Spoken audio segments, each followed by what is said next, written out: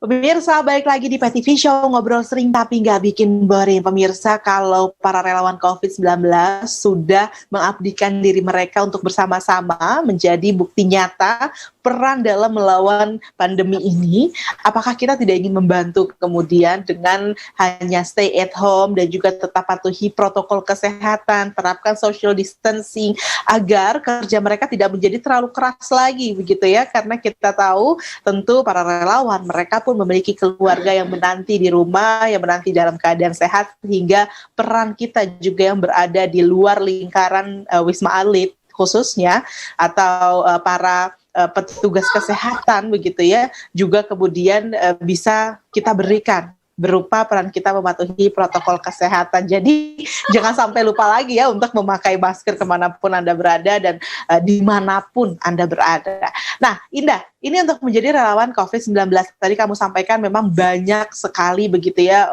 para relawan yang mendaftarkan diri mereka untuk turut ikut serta memberikan perannya melawan pandemi ini begitu.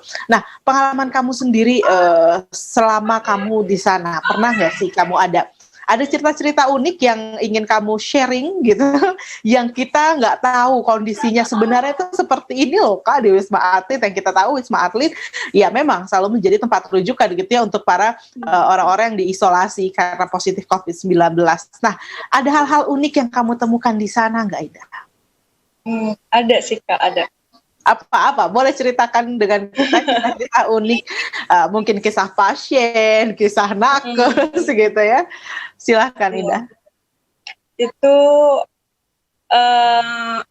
kalau misalnya aku lagi nganter relawan swab nih ya, swab itu kan di Tower 3. Nah, dari Tower 3 itu ke zona merah, itu kan kelihatan banget tuh. Itu kalau pagi-pagi, swab itu buka jam 9, nah setiap jam 9 itu pasien itu kan selalu diberi waktu untuk melakukan olahraga pagi dan sore gitu. Jadi kalau pagi, itu aku selalu melihat mereka sebegitu antusiasnya untuk sembuh.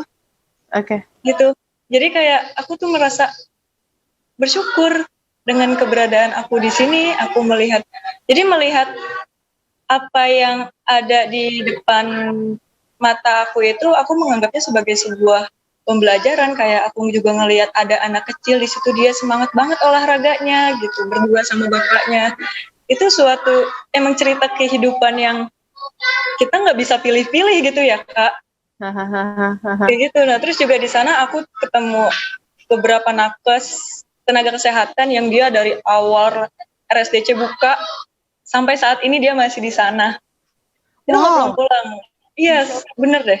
Padahal dia punya keluarga, bahkan ada juga yang dari luar Pulau Jawa, itu banyak banget. Itu jadi aku tuh yang kayak terkesan, aku kagum sama mereka, dan aku merasa bersyukur berada di sana, diberi kesempatan untuk bergabung bersama mereka gitu, bersama orang-orang hebat di sana. Oke. Berarti ada yang tadi kamu bilang mereka bahkan ada di sana sejak awal sampai dengan hari ini. Itu nggak ada waktu pulang atau sebenarnya ada nggak sih jadwal-jadwal untuk pulang dulu terus kembali lagi? Atau bagaimana sebenarnya komitmen yang harus mereka pegang? Kalau untuk pulang itu sebenarnya nggak bisa Mbak, gitu, karena kan tugas ya, sudah tugas gitu. Tapi dulu itu, bukan dulu, tetapi SOP itu kan kita relawan udah nggak boleh keluar ya Kak ya. Jadinya ya sudah, kalau kata mereka, aku sempat menanyai perawat di MCU, aku tanya, Mbak kenapa di sini gitu, emang nggak mau pulang gitu, kenapa kok diperpanjang terus gitu. Kata dia, ya relawan itu pilihan dah gitu, aku senang ada di sini gitu, kata dia gitu. Hanya sesimpel itu. Emang Mbak nggak kangen sama keluarga gitu? Ya aku rindu sama keluargaku di Medan, tapi ya aku bisa apa gitu, karena memang aku mendedikasikan diri aku untuk mengabdi di sini, kata dia gitu. Itu yang wow gitu. Aku merasa bersyukur, benar-benar bersyukur banget aku tuh ada di sana meskipun di luar juga. Bahkan ya Mbak, itu keluargaku itu sempat kena juga di rumah gitu. Keluarga Kak Indah. Iya, keluargaku, ayah, mama, sama kakak. Itu teman-teman aku pada bilang, lagian kamu sih pulang-pulang mulu, pulang-pulang mulu ke rumah, jadi orang tua kena kan, keluarga kena kan, katanya gitu. Padahal aku mikir aku tuh di sini nggak kenapa-napa gitu. Cuma memang pas tahu tuh aku sedih sih, kayak yang kok aku yang di sini aku nggak kenapa-napa ya. Cuma ya di satu sisi aku juga mikir, oh ya mungkin ini memang sudah takdir Allah, sudah ujiannya gitu. Oke. Aku bisa apa gitu. Jadi ketika ibu, ayah, sama siapa tadi yang terkena COVID kakak. juga? Sama kakak kamu. Iya, memang itu karena kamu sempat pulang ke rumah juga saat itu? Enggak Berarti pulang. itu Jadi ayah itu pertama kan yang kena itu ayah. Itu aku lupa kalau nggak salah riwayatnya dia habis dari pasar gitu. Terakhir dari pasar dia 2 hari kemudian langsung demam. Ya Oke. udah. Oke. Artinya apa yang disampaikan orang lain saat itu gitu ya, keluarga saat itu yang mengatakan kenapa Indah pulang-pulang, akhirnya keluarga kena, itu hanyalah hoax gitu ya. Sebenarnya Iya. kamu nggak ada di tempat gitu, kamu sendiri bingung kenapa bisa kena gitu, gimana caranya gitu ya. Iya. Nah, saat kamu mendapatkan kabar seperti itu, bagaimana perasaan kamu? Apakah Sedih, kamu kemudian ya nangis aku sejadi-jadinya.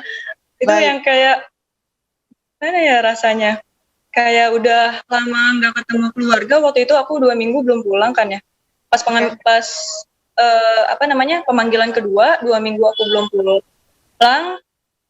Terus ada kabar ayah sakit gitu kan, sempat dirawat, lagi di isolasi mau di swab, itu aku udah tahan-tahan untuk nggak pulang gitu. Ya. Cuma kan di situ awalnya aku masih belum tahu kalau misalnya ayahku itu kena, jadi aku izin pulang gitu, ketemu keluarga gitu, sekedar ngasih buah atau apa gitu. Udah balik lagi ya besok paginya baru aku dapat kabar ayah positif. Udah nangis, aku gak bisa ngapa-ngapain lagi pas dibilang ayah positif. Ya sudah, aku nggak bisa pulang kan. Nah, Kak Indah, berarti kan tadi saat Kak Indah mengetahui bahwa ayah, ibu, dan juga kemudian kakak positif COVID-19, jelas pasti sedih banget gitu ya. Tapi hal apa yang kemudian yang Kak Indah lakukan? Artinya Kak Indah sebenarnya kan juga sudah tahu setidaknya gitu ya, lebih banyak tahu dibandingkan kita yang lain gitu, yang tidak bersentuhan langsung dengan orang-orang yang positif COVID-19. Nah, apa yang Kak Indah lakukan untuk ayah, mama, dan juga kakak saat itu? Karena posisinya waktu itu aku masih bertugas ya, jadi ya udah aku nggak pulang, tapi aku membantu secara finansial mungkin dari jauh gitu. Terus juga cari tahu untuk bantu proses rujukan kakak ke Wisma saat itu kan, karena ayah aku kan dia komorbid kan, jadi udah dirawat di Rumah Sakit Bakti Mulia saat itu. Oke.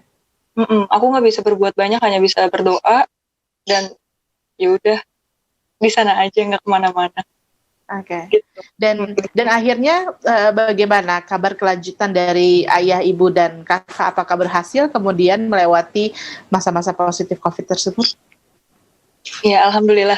Karena saat itu waktu aku selesai bertugas juga aku sempat bingung kan mau pulang kemana, nggak tahu mau ke rumah. Bukannya aku untuk mau menjauhi keluarga, tapi untuk mengantisipasi perpanjangan penularan, jadi aku tetap stay di Wisma. Nah, saat keadaan keluargaku udah mulai membaik gitu, artinya hasil swab mereka sudah mulai meninggi gitu, 37 ke atas gitu, baru aku pulang ke rumah, baru melihat kondisi yang alhamdulillah kakakku juga udah keluar dari Wisma, udah di rumah, udah mulai kerja lagi, terus ayah juga udah mulai ngantor lagi, mama juga udah mulai aktivitas lagi. Gitu. Oke. Alhamdulillah. Sehat semua. Alhamdulillah. Itu menjadi satu pengalaman berharga ya, di mana seharusnya kita yang terjun langsung merasa memiliki kekhawatiran yang lebih tinggi atau bahkan bisa dikatakan memiliki potensi yang lebih tinggi gitu, tapi ternyata memang ketika dikatakan segala musibah dan juga hadiah bisa menimpa siapapun yang Allah kehendaki, ini benar-benar terbukti ya di keluarga Kak Indah sendiri. Ya, Kak, ya. Betul, kita nggak pernah bisa memilih, tapi kita punya pilihan untuk menghadapinya. Nah, Kak Indah, nanti kita masih akan ngobrol lagi, pastinya pemirsa tetaplah bersama dengan kami di PTV Show.